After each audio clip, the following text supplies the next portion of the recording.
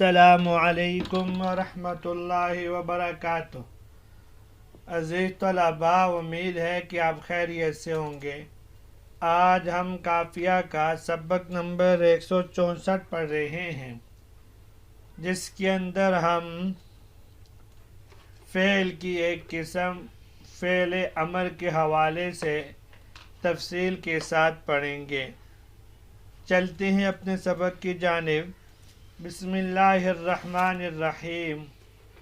الامر صیغۃ یطلب بها الفعل من الفاعل المخاطب بحذف حرف المضارعة وحکم آخره حکم المجزوم، فإن كان بعده ساکن وليس برباعي زدت همزة وصل مضمومة إن كان بعده ضمة ومكسورة فيما سواه مثل اقتل واضرب واعلم، وإن كان رباعيا فمفتوحة مقطوعة۔ ترجمہ دیکھ لیں۔ الامر صیغۃ یطلب بها الفعل من الفاعل المخاطب بحذف حرف المضارعہ۔ امر ایسا صیغہ ہے جس کے ذریعے فاعل مخاطب سے فعل کو طلب کیا جائے، اس طور پر کہ حرف مضارع کو علامت مضارع کو حذف کرنے کے ساتھ۔ حکم آخری حکم المجزوم، اس کا آخری حرف کا حکم فعل مضارع مجزوم کا حکم ہے۔ فَإِنْ كَانَ بَعْدَهُ سَاكِنٌ وَلَيْسَ بِرُبَاعِيٍّ زِدْتَ حَمْزَةَ وَصْلٍ مَضْمُومَةً إِنْ كَانَ بَعْدَهُ ضَمَّةٌ، اگر اس یعنی علامت مضارع کو حذف کرنے کے بعد ساکن حرف ہو اور فعل رباعی نہ ہو تو آپ اس کے شروع میں حمزہ وصل مضموم زیادہ کریں اگر اس کے بعد ضمہ ہو۔ وَمَكْسُورَةً فِيمَا سِوَاهُ، اور حمزہ وصل مکسور اس کے علاوہ میں، مثل اقتل واضرب واعلم، وَإِنْ كَانَ رُبَاعِيًا فَمَفْتُوحَةٌ مَقْطُوعَةٌ، جیسے اقتل، اضرب اور اعلم۔ اگر فعل رباعی ہو تو حمزہ قطعی مفتوحہ شروع میں زیادہ کیا جائے گا۔ آج کے درس کے اندر ہم 3 باتیں پڑھیں گے۔ نمبر 1، امر کی تعریف۔ نمبر 2، امر بنانے کا طریقہ۔ نمبر 3، امر کے آخری حرف کا حکم۔ امر کی تعریف کرتے ہیں۔ الامر صیغۃ یطلب بها الفعل من الفاعل المخاطب۔ لغوی اعتبار سے امر یامر محموز الفاء ہے، باب نصر ینصر کا مصدر ہے، اس کا معنی ہوتا ہے حکم دینا۔ نحات کی اصطلاح میں اس کی تعریف صاحب کافیہ نے یوں فرما دی: صیغۃ یطلب بها الفعل من الفاعل المخاطب، یعنی امر وہ صیغہ ہے جس کے ذریعے کام کرنے والے مخاطب سے کسی کام کا مطالبہ کیا جائے، جیسے اکتب لکھو، اقرا پڑھو، انصر مدد کرو۔ الامر میں الامر معرف ہے، صیغۃ یطلب بها الفعل من الفاعل المخاطب یہ تعریف ہے۔ تو الامر معرف، باقی اس کی تعریف میں صیغہ جنس ہے اور باقی اس کے فصول ہیں۔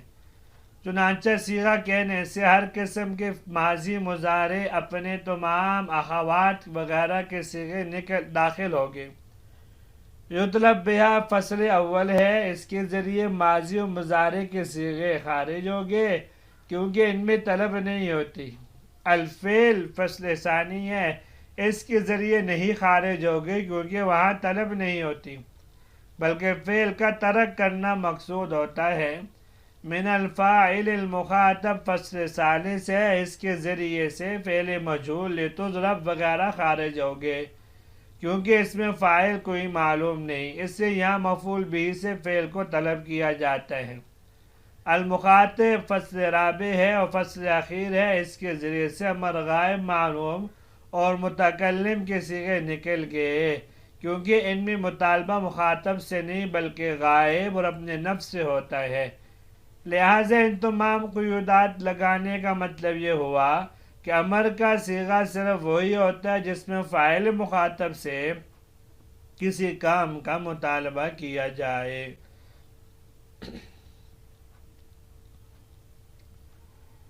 علم و صیغہ والے صاحب نے یہ بات لکھی ہے کہ امر کے صیغے کو مضارع کے صیغوں سے الگ لکھنے کی وجوہات میں ایک وجہ یہ بھی بیان فرمائی تھی کہ امر کے صیغے صرف مخاطب والے صیغوں پر بولا جاتا ہے، باقی صیغے لتضرب، لتضرب، لیضرب، لیضرب امر کے نہیں ہیں۔ صاحب کافیہ رحمہ اللہ کی بیان کردہ تعریف میں ذکر کردہ قیود سے علم صیغہ کے مصنف کے قول کو تقویت اور اعانت ملتی ہے۔ اب امر کا صیغہ کیسے بنایا جائے گا؟ آپ اس سے پہلے کتابوں کے اندر یہ پڑھ کے آگے ہیں کہ امر حاضر معروف فعل مضارع معروف سے بنتا ہے، تو صاحب کافیہ رحمہ اللہ نے بحذف حرف المضارعۃ یہ کہہ کر اس کے قاعدے کی طرف اشارہ کر دیا کہ جب ہم فعل مضارع کی علامت کو حذف کریں گے تو اس کے بعد والے حرف کو دیکھیں گے، اگر وہ اس کے بعد والا حرف ساکن ہو تو اس کے بعد والا حرف دیکھیں گے، اگر وہ مضموم ہو تو شروع میں حمزہ وصل مضموم لگایا جائے گا جب وہ فعل رباعی نہ ہو، اگر وہ حرف علامت کو گرانے کے بعد والا حرف ساکن نہیں متحرک ہے آخر سے ساکن کر دیں گے اگر حرف علت نہ ہو، جیسے تعید سے عید، اگر حرف علت ہو تو وہ گرا دیں گے جیسے تقی سے خیب۔ اگر ساکن ہو اور ماضی 4 حرفی والے باب یعنی باب افعال کے علاوہ دیگر ابواب میں سے ہو تو اس کے شروع حمزہ وصل لگائیں گے، اور حمزہ وصل عین کلمے کی حرکت کے مطابق ہے، جیسے پہلے ذکر کیا اگر عین کلمہ مضموم ہے تو حمزہ وصل مضموم ہوگا، جیسے تنصر سے انصر و تقتل سے اقتل۔ اگر عین کلمہ مکسور یا مفتوح ہے تو شروع میں حمزہ وصل مکسور آئے گا، جیسے تفتح سے افتح اور تضرب سے اضرب۔ وَإِنْ كَانَ رُبَاعِيًّا فَمَقْطُوعَةٌ مَفْتُوحَةٌ اگر ماضی 4 حرفی والا باب ہو تو حمزہ قطعی مفتوح جو اس باب کا اپنا حمزہ تھا تو وہ لگا دیں گے، واپس لا کر لگا دیں گے، جیسے تکرم سے اکرم، یہ اصل میں تھا تو اکرم ہو، تو اکرم میں قانون جاری کرنے کی وجہ سے باقی سب صیغوں میں طرد الباب جاری کر دیا تو اکرم سے اکرم بنا، اس لیے وہ حکم آخری حکم المجزومی۔ صاحب کتاب یہاں امر کے آخر کا حکم بیان فرما رہے ہیں کہ امر کے آخر کا حکم یہ ہے کہ وہ مجزوم ہوگا۔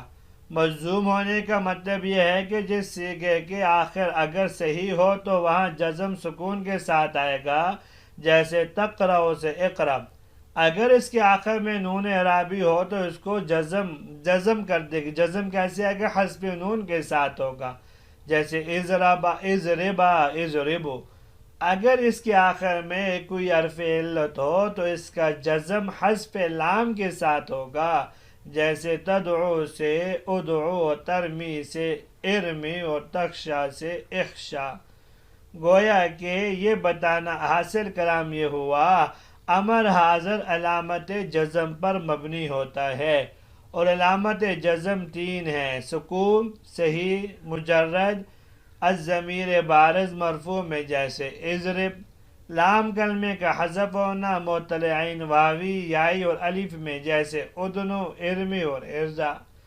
تیسری صورت نون اعرابی کا حذف ہونا صحیح یا معتل با ضمائر بارزہ مرفوعہ اور نون ہائے مذکورہ میں جیسے اضرب، اضربا، اضربو، اضربی، ادنوا، ادنو، ادنی، ارضیا، ارضو، ارضی وغیرہ۔ اب رہی یہ بات کہ حمزہ وصل کسے کہتے ہیں اور حمزہ قطعی کسے کہتے ہیں، یہ تعریفات آپ نے گزشتہ کتابوں کے اندر پڑھی ہوں گی، چلے ہم یہاں دہرا لیتے ہیں۔